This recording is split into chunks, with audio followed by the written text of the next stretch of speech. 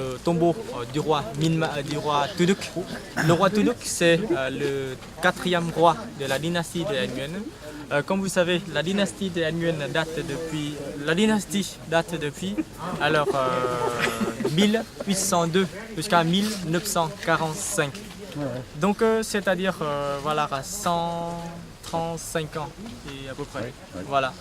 Et donc, ici, on a eu déjà bien longtemps à l'avance le seigneur Nguyen, leurs ancêtres.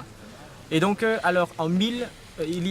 avant 1592, il y a eu des conflits, il y a eu déjà les guerres entre les seigneurs, entre les régions différentes. Et c'est pour ça, en 1592, c'est passé. Alors, il y a les deux seigneurs, le seigneur du nord qui s'appelle Tring, T-R-I-N-H, et le seigneur du sud qui s'appelle Nguyen. Ils arrivaient à fixer la frontière entre le Vietnam du nord, tenu par Tring, et Vietnam du sud, tenu par Nguyen, le seigneur Nguyen. Et c'est pour ça qu'on a connu le 17e parallèle depuis cette époque-là. C'est pas depuis l'époque de guerre avec les Français et avec les Américains. Et donc les Français et les Américains, après, ils ont repris cette frontière comme la frontière entre le Nord et Vietnam du Nord et Vietnam du Sud. Et donc la frontière a été effacée après 1975, c'est-à-dire après la réunification du pays, après la guerre des Américains, après la guerre avec les Américains. Et donc ici, la ville de Hue, avec l'ensemble de l'architecture ici, est classée comme patrimoine mondial grâce à ces tombeaux, aux vestiges que l'on trouve partout ici. Ici, la citadelle, c'est-à-dire après avoir gagné le territoire ici en 1592, vers 1771, s'est passée la guerre entre les frères Tyson qui viennent du sud d'ici, c'est-à-dire à 200 km au sud de la ville de Hue. Alors, c'était les trois frères de la même famille qui ont gagné la guerre civile contre les seigneurs Nguyen et ils ont poussé les seigneurs Nguyen vers le pays Siem. Alors, après, ils ont gagné, ils ont géré le pays à partir de 1771 jusqu'en 1801.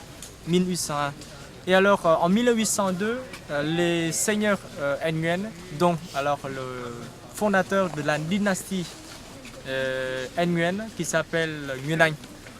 Nguyen Anh, c'est son vrai nom. Parce que chez nous, on a le vrai nom et on a le nom de règne. Ah, oui. Le nom de règne. On évite de prendre le vrai nom. Parce que si on prend le vrai nom, c'est comme une insulte. On prend toujours, si on est déjà dans la tradition d'ici, quand on a les fils aînés ou la fille aînée, et surtout à partir du moment où on a déjà le petit enfant, le premier petit enfant, on prend le nom du fils ou de fils aîné comme son nom. Par exemple, Monsieur Dong, c'est mon nom, mon vrai nom. Mais quand j'ai un enfant qui s'appelle Nam par exemple, quand j'aurai le premier petit enfant, on m'appelait Monsieur Nam plutôt que Monsieur Dong. Ah bon? C'est le Voilà. nom de l'enfant. C'est-à-dire on prend le nom de l'enfant pour nommer le nom des parents. Monsieur. C'est parce que sinon c'est pour montrer un peu le respect, c'est le respect des gens et surtout le bonheur de la famille pour avoir à partir de 3e génération, on prend le nom du. Non, si on a des petits-enfants, on prend le nom déjà du premier enfant pour remplacer son vrai nom. Parce que si on est assez... C'est quoi ça? L'arbre généalogique, il doit être compliqué. Oui, c'est très compliqué. Ah oui. Donc par exemple, vous avez ici, vous avez les parents. Vous avez les enfants. Et après, vous avez encore... Alors ici, c'est le premier enfant. Les parents. On a les enfants de la première génération. Et si ils ont des enfants, ça veut dire les petits-enfants des parents, des grands-parents. Ils font changer de nom. Alors on va choisir le nom de celui-là pour remplacer le nom des parents. Voilà. Les filles ou les garçons.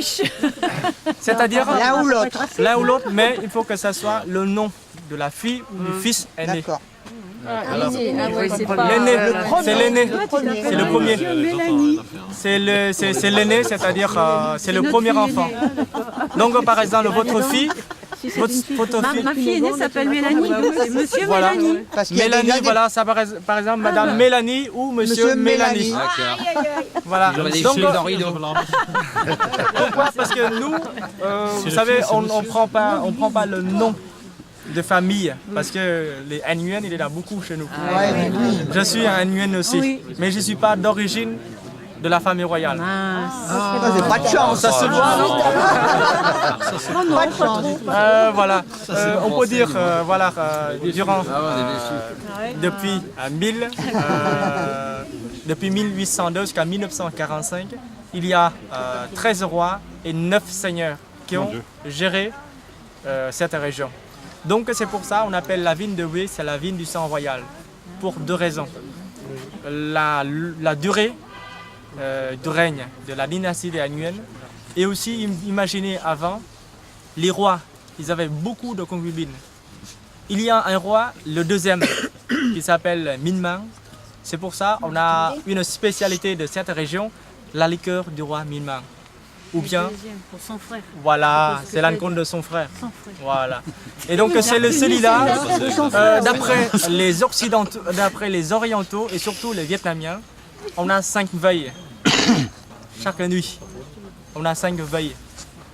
Et ce sont les 5 meilleurs moments pour faire l'amour. Et c'est pour ça, chaque nuit. crever de main. La nuit seulement? La nuit. Oh ouais, pas plus. C'est pas marrant ça. Pas le jour. Donc, Le jour, tu dors. C'est-à-dire, on divise la nuit en 5 veilles. Et ce sont les 5 moments où le roi dort avec 5 concubines différentes. Il y a une histoire qui est racontée. Là, il prend du gingembre. Voilà. Chez nous, les gingembre ne marchent pas. Et chez qui ça marchait? Il cherche. Il cherche. Tu nous as pas dit. Et Daniel, Alors, tu nous as pas dit. Je vais en racheter. Pour mon frère, c'est ça? Voilà. Alors, vous prenez quoi? Voilà, donc bon. C'est un secret quand même. Secret de famille. Voilà, donc nous, on n'a pas le Viagra, mais on a des choses encore plus fortes que Viagra. Oh, bah, dis donc. Et voilà, ce sont des plantes médicinales. Il faudra goûter Alors, pour savoir si c'est bon. Plante médicinale. Alors, donc, le roi, il a, c'est pour ça qu'il y a une histoire, c'est plutôt une anecdote qui racontait cette histoire concernant alors, le roi, le deuxième roi qui s'appelle Minh Mang. Chaque nuit, il dort avec 5 concubines. Il arrive à faire les enfants avec les 3. C'est-à-dire la réussite, il peut réussir à avoir les enfants avec les 3 parmi 5. C'est pas mal.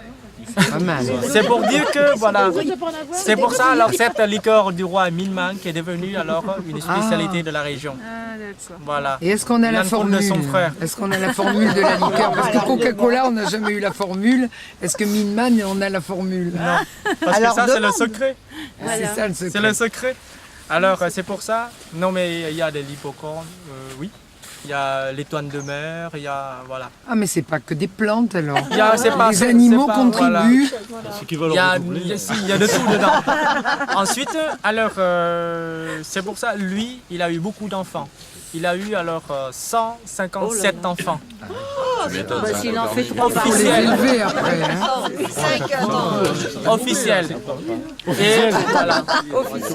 Et alors, 135 concubines officielles. Il y a une anecdote qui racontait que, alors, comme vous savez, on considère l'homme et la femme comme le yin et le yang, comme les deux parties qui se donnent la force et l'harmonie. il faut que les deux éléments sont mariés harmonieusement. Alors c'est pour ça, il ne faut pas avoir un déséquilibre. C'est pour ça, il y a un an que l'on a eu beaucoup de catastrophes naturelles. Et les astrologues ont dit que c'est à cause du côté yang qui était trop fort. C'est pour ça qu'il faut éliminer une bonne partie. C'est-à-dire, dans la cour royale, le yin c'est l'homme, yang c'est femme. Donc le yin et le yang. Alors c'est pour ça il fallait que le roi libère alors les concubines pour équilibrer le yin et le yang, pour que le soleil revienne, la pluie revient, sans alors avoir des catastrophes naturelles. C'est pour ça cette fois-là, le roi il a libéré 300 concubines. Ça veut dire qu'il y a encore beaucoup plus. 300 concubines. Ah ouais. Il a la santé. Alors ça, on peut dire le roi Minman.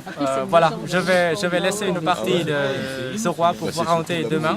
Parce que demain, on va visiter son tombeau. D'accord. Aujourd'hui, on visite le tombeau du roi Tuduk, T-U-D-U-C. Alors c'est le 4e roi. Après, alors le roi Jalan, Minman et Triuti. Ce sont les 3 premiers. Et Tuduk, il a régné, alors il est le 4e roi de la dynastie. Comme vous savez, alors les rois, ils ont une vie loin du peuple. Une vie, alors très riche. Alors une vie heureuse, une vie, disons, très Luxueux. luxueuse, une vie luxueuse. Alors c'est pour ça, dès que le règne, il choisissait déjà un endroit du repos éternel. Ça veut dire un endroit du repos après la mort.